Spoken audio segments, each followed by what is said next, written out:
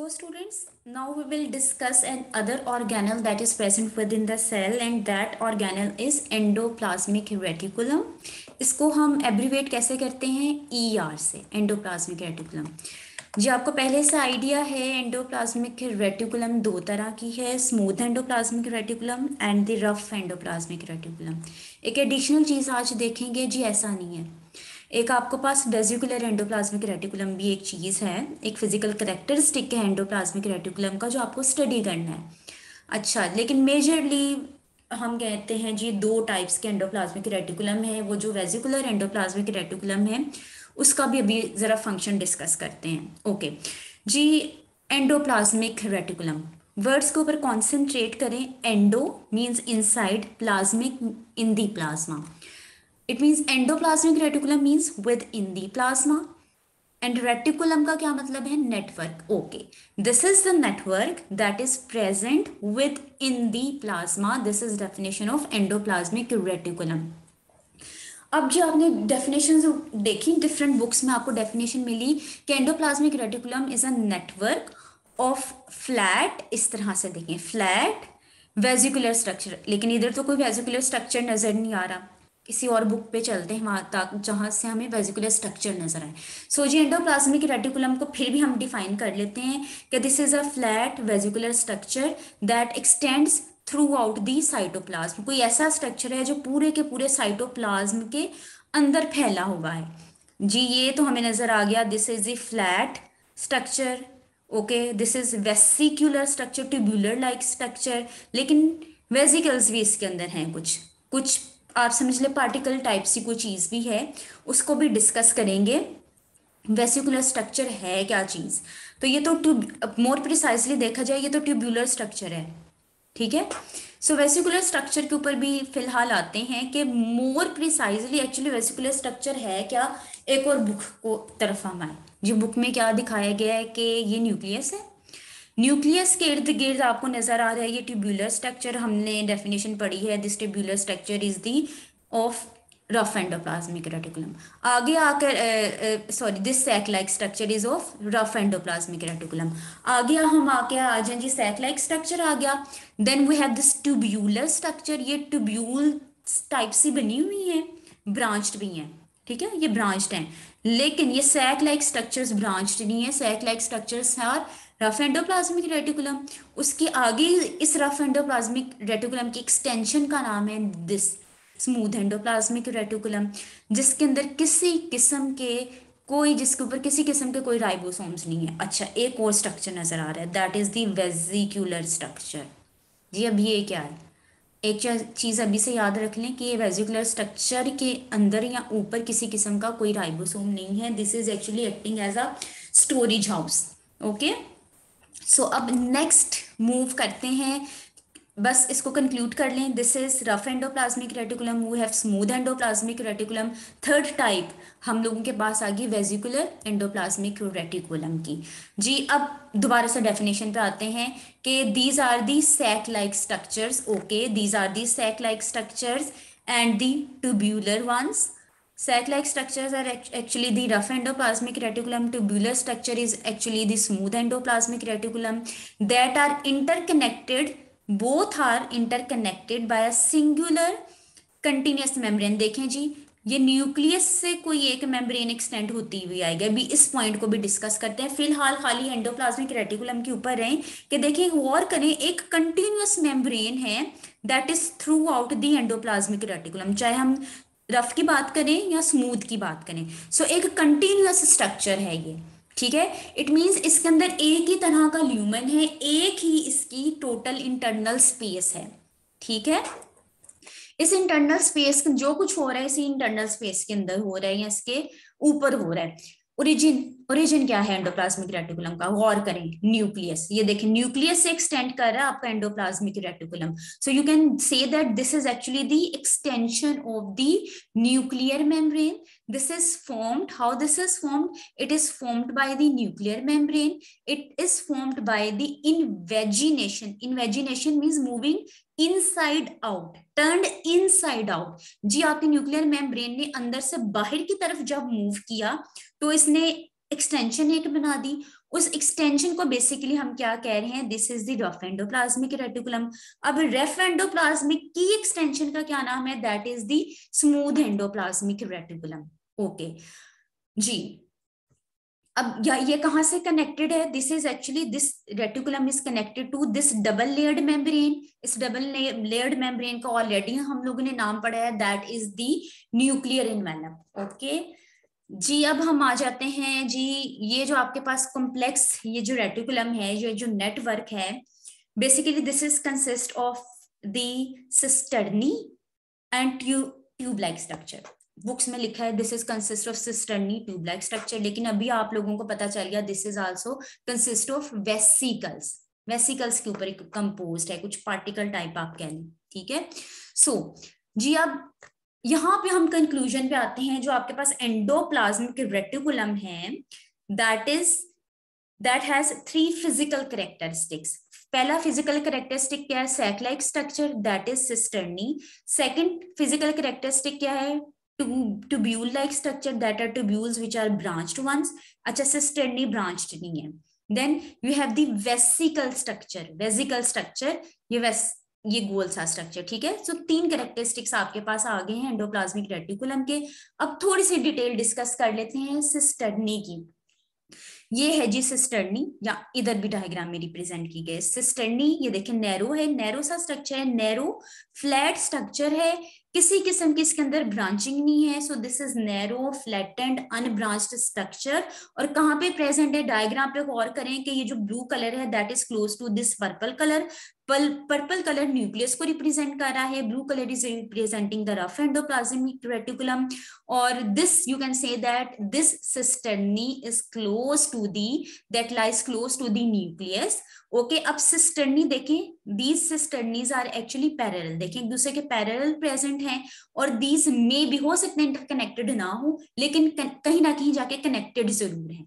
Okay, then हम आ जाते हैं जी ट्यूब्यूल्स। ये देखें, ये ट्यूब्यूल्स हैं, दीज आर द ट्यूब्यूल्स। देखने से पता चल रहा है कोई ब्रांच्ड है इसका स्ट्रक्चर, ट्यूब्यूलर स्ट्रक्चर है। देखें वाइडर है, इसकी तरह नैरो फ्लैटेंड नहीं है सिस्टर्नी की तरह। So this is wider tubular irregularly branched structure. आपने 3 इसके कैरेक्टरिस्टिक्स लाजमी मेंशन करने हैं, tubular, irregularly branched and the wider structure. Okay, अब ये कहां पर प्रेजेंट है, that is away, that is distal, distal means that is away to the nucleus and that is close to the cytoplasmic membrane.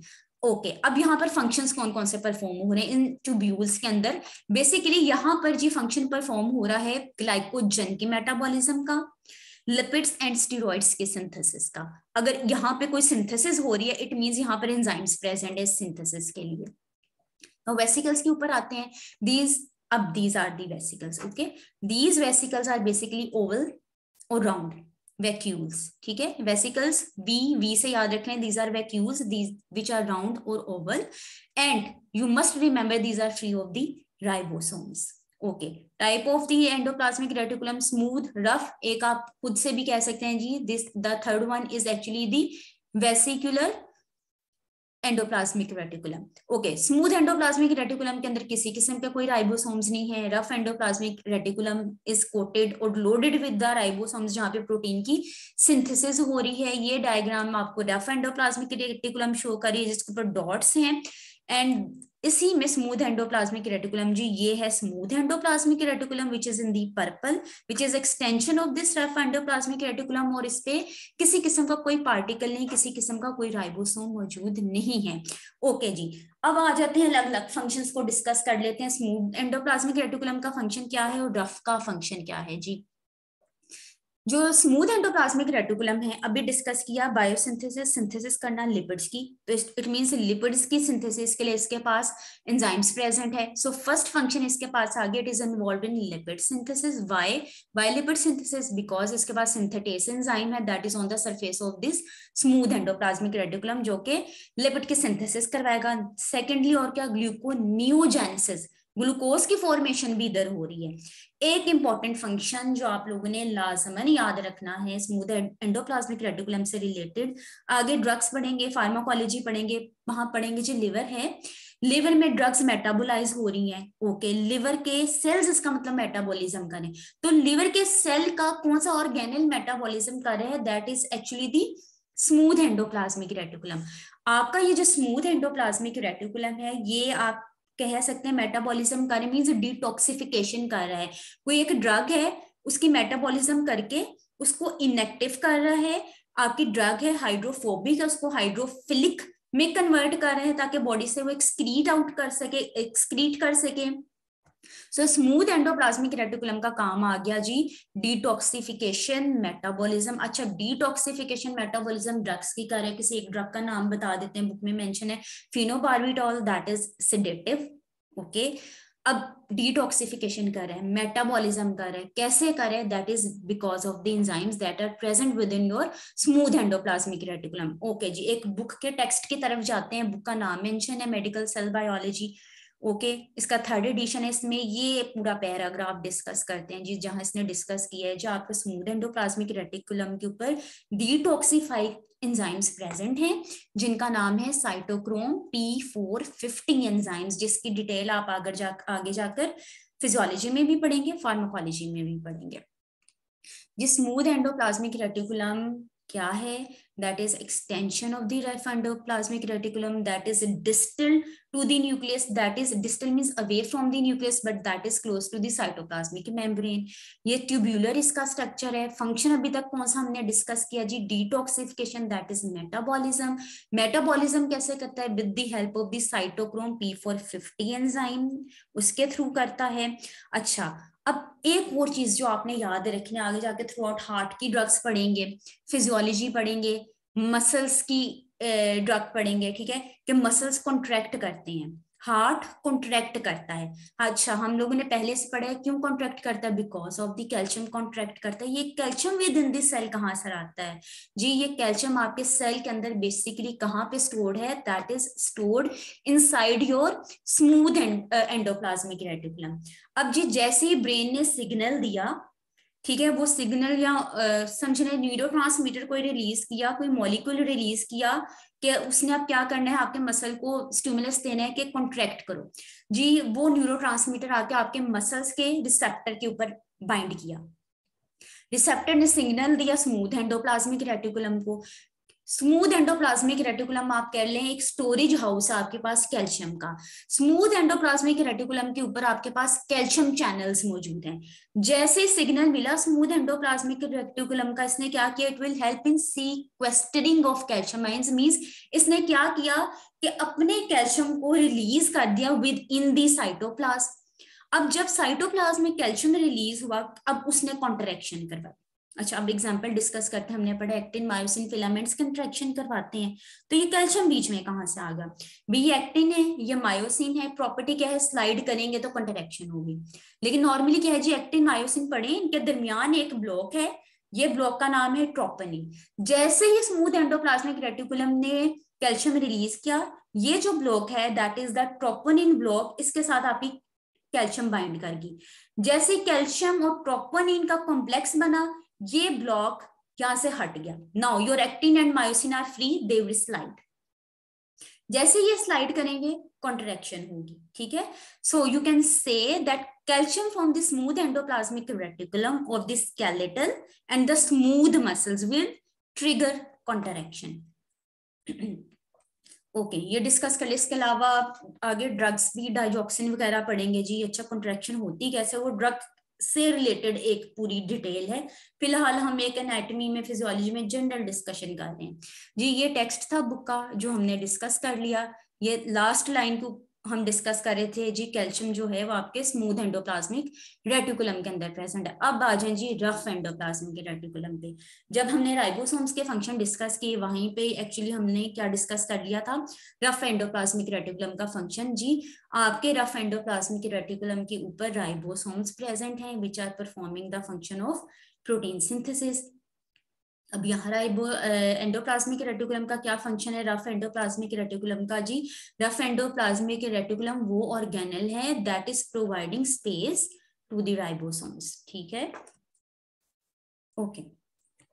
Transportation की तरफ आते हैं, lipids बन गए, ठीक है, डिफरेंट प्रोडक्ट्स बन गई, प्रोटीन्स बन गए। अब इन्हें ट्रांसपोर्ट भी तो करना है जहां इनकी रिक्वायरमेंट है। सो अब रफ एंडोप्लाज्मिक रेटिकुलम और क्या काम कर रही है, that is involve in transportation of the synthesised protein. अब प्रोटीन जो इसने बना दी है, अब क्या करेगी ये, पार्ट वेजिकल्स की फॉर्म में से ट्रांसपोर्ट कर देगी, आगे मूव करवा देगी कहाँ, टूवर्ड्स दी गोल्गी अपरेटस। ये गोल्गी अपरेटस है। अच्छा, गोल्गी अपरेटस का एक पार्ट है जो पार्टिकल्स को रिसीव करेगा, एक पार्ट वो है जो उसे ट्रांसपोर्ट करेगा। ये हम लोग पढ़ेंगे जी गोल्गी अपरेटस को जब डिस्कस करेंगे, ठीक है। फिलहाल यहाँ पर आ जाते हैं जी, प्रोटीन्स बन गई। अब इसकी रफ एंडोप्लाज्मिक रेटिकुलम ने दूसरा काम क्या करवाया, इसकी ट्रांसपोर्टेशन करवा दी। ओके, ट्रांसपोर्टेशन कहाँ पे करवा दी, इसे रिसीव कौन करेगा वेजिकल को, आपके गोल्गी अपरेटस की का सिस्टर्नी पार्ट। सिस्टर्नी पार्ट क्या है, इसको अपने नेक्स्ट लेक्चर में डिस्कस करना है। ओके जी, फिलहाल यहाँ पे smooth endoplasmic reticulum, rough endoplasmic reticulum के दो फंक्शन आ गए। एक, ये अपनी स्पेस प्रोवाइड कर रहा है राइबोसोम्स को ताकि वो प्रोटीन की सिंथेसिस करा सके।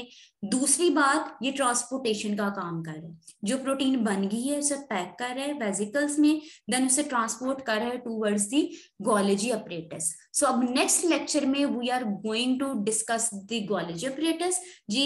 वेजिकल गोल्गी अपरेटस में गया, प्रोटीन गोल्गी अपरेटस में गई, वहां उसकी मॉडिफिकेशन हुई, वहां से देन जी आगे मूव कर गया वो वेजिकल, ये पूरा जो प्रिपेयर्ड आपका मटेरियल है। So this was all about the endoplasmic reticulum.